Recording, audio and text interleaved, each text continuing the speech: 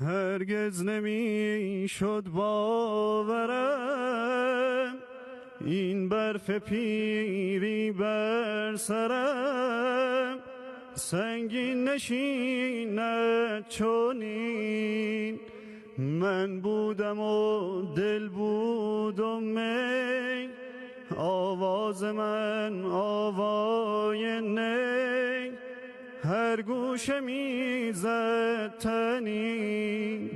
اکنون منم حیران ز عمر رفته سرگردان، ای خدای من با این تن خسته هزاران ناله بنشسته در صدای من. ای عشق نافرجام من رفتی